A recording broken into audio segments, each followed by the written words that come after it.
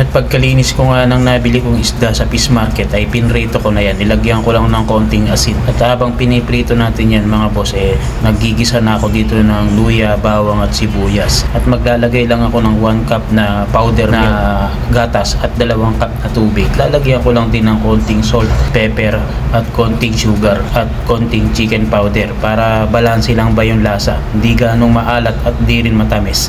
Yung sakto lang. At pagkakulungan yan mga master, titikman natin kung sakto na yung lasa.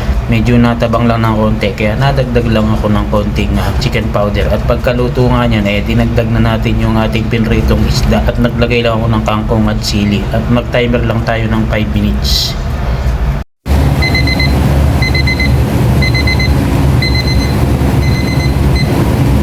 Siyempre, pagkaluto niyan, kakain na tayo. Kaya mga tayo.